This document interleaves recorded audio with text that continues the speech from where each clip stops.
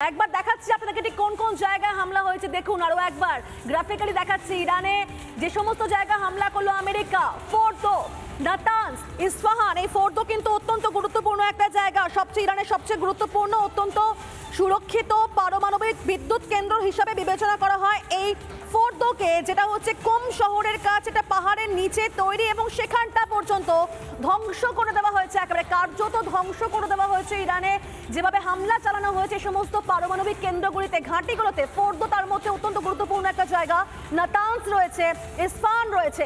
Graphically বারবার দেখাচ্ছি আপনাদেরকে তিনটে হচ্ছে অত্যন্ত শক্তিশালী পারমাণবিক কেন্দ্র ইরানের, এবং সেটাকে টার্গেট করা হয়েছে, মানে যেটা নিয়ে এত দর্প করতো ইরান, এবং তার সেই দর্প বলা যায় কোথাও কি তছনছ করে দিয়েছে আমেরিকা। আগেই হুঁশিয়ারি দেওয়া হয়েছিল ইরানকে, 2 সপ্তাহ সময় দেওয়া হয়েছিল আমেরিকার তরফ থেকে, কিন্তু সেখানে পরিষ্কার বলা হয়েছে ডোনাল্ড ট্রাম্পের তরফ থেকে, নয় কূটনৈতিক আলোচনা করো, আর না হলে আমাদের সেনাকে আমরা বলবো, আমরা আলোচনা করবো কিভাবে স্টেপ নেওয়া হবে। এবং সেই জায়গা থেকে কিন্তু দেখতে পাচ্ছি আমরা এই সিচুয়েশন।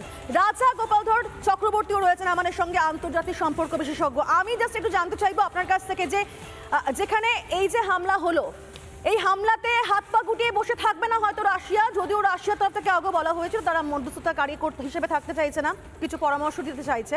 অন্যদিকে চীনের একটা প্রচ্ছন্ন সমর্থন রয়েছে তেহরানের দিকে। আমার একটাই প্রশ্ন, সেক্ষেত্রে কি গোটা আরব দুনিয়ায় ছড়িয়ে পড়তে পারে এই যুদ্ধ, মানে সিচুয়েশন কি হতে পারে? দেখুন, আরব দুনিয়া সবাই যে ইরানের সঙ্গে আছে তা তো নয়। আমরা জানি ইরানের সঙ্গে সৌদি আরবের সম্পর্ক কিরকম, মানে আদায় কাজ করে। ইরানের সঙ্গে কথা বলতে কি, ওদের যে এক্সেস অফ রেজিস্ট্যান্স যেটা তৈরি করেছিল, তাদেরই সঙ্গে সম্পর্ক ছিল। তাদের অনেকটাই মানে ইসরায়েল ভেঙে গুড়িয়ে দিয়েছে। আমরা দেখেছিলাম যে গত বছর অক্টোবরে যেটাতে ইসরায়েল যেটা করলো, ইরানের এয়ার ডিফেন্স পুরোটা ভেঙে দিল।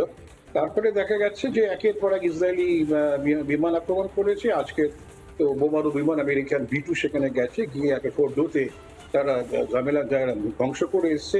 ইস্পাহান বলে জায়গাতে, সেখানে নাতানজ, সব জায়গাগুলোতে যেটুকু বাকি ছিল ইসরায়েলি বোমা মারার পর সেটা ওরা করে দিয়েছে। এখন এই জায়গায় দাঁড়িয়ে একমাত্র তুরস্কতে, সেখানে ইরানের পররাষ্ট্র সচিব আছেন, সেখানে হয়তো উনি কিছু বিবৃতি দিচ্ছেন। তুরস্ক ছাড়া আর কেউ সেভাবে এগিয়ে আসার জায়গায় নেই বলে আমার ধারণা, কারণ আমেরিকা যেভাবে ঢুকে পড়েছে এখানে, এবং খুব সুন্দর ডিসেপশনের মধ্য দিয়ে আমেরিকান প্রেসিডেন্ট কিন্তু কাজটা করবেন, বললেন 14 দিন আমি কিছু করবো। এই 14 দিনের মধ্যেই দেখা 2-3 দিনের মধ্যেই কাজটা শুরু করে দিলেন। সারা পৃথিবী ভেবেছিল 14 দিনের একটা শান্তি বা নীরবতা থাকবে, এখানে উনি একদম স্ট্র্যাটেজিক্যালি সেটা করে ফেললেন। যাই হোক, তো রাশিয়া যত যুদ্ধ চলবে তত কিন্তু ইউক্রেন রাশিয়ার থেকে কিন্তু মানে লোকের নজর, পৃথিবীর সারা বিশ্বের নজর কিন্তু চলে যাবে ইরান ইসরায়েলের দিকে। সেটাই রাশিয়ার লক্ষ্য ছিল। এবং আর তেলের দাম যত বাড়বে, যতদিন যুদ্ধ চলবে তেলের দাম বাড়বে, আর তেলের দাম বাড়লে রাশিয়ার সুবিধা। সুতরাং রাশিয়ার এই যুদ্ধতে নিজে অংশগ্রহণ করার কোনো জায়গা নেই। সে খালি সুযোগ দিতে চায় তেলের দামটা যাতে বাড়ুক, যাতে করে ইউক্রেনের সঙ্গে লড়াইয়ের খরচটা মিটে যায়। আর হচ্ছে যে চীন এই যাবৎ পর্যন্ত অন্য কোনো যুদ্ধে তারা অংশ নেয়নি, কেন তারা মনে করে সেটা তাদের যে অগ্রগতি চেষ্টা সেটা আটকে যাবে। অলরেডি তারা আমেরিকার ট্যারিফ ওয়ারে জর্জরিত হয়ে আছে।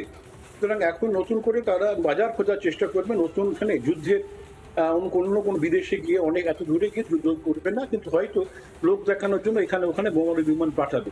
কারণ আমার ধারণা আজকে যেটা আমেরিকা করলো, এরপরে কিন্তু ইরানের জবাব দেওয়ার জায়গা বোধহয় নেই। হয়তো 2-4টে মিসাইল ছুড়বে, এবং যেটা আপনাদের প্রফেসর বলছিলেন, ওয়াইজম্যান ইনস্টিটিউট যেটা ভেঙে দিয়েছে, সেটা ভেরি রেপুটেড ইনস্টিটিউশন, সেটাকে যখন ওরা অ্যাটাক করে, শুধু ওটা কেন, অনেক হসপিটালও, মানবতার প্রতি অনেক জায়গায় ওরা করেছে, ওরা হসপিটালও ভেঙে করেছে।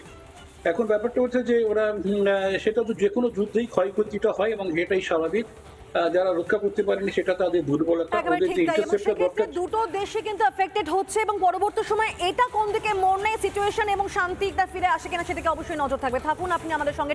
নানা ধরনের কন্টেন্ট দেখার জন্য লাইক করুন, শেয়ার করুন আমাদের ফেসবুক পেজ, সাবস্ক্রাইব করুন আমাদের ইউটিউব চ্যানেল।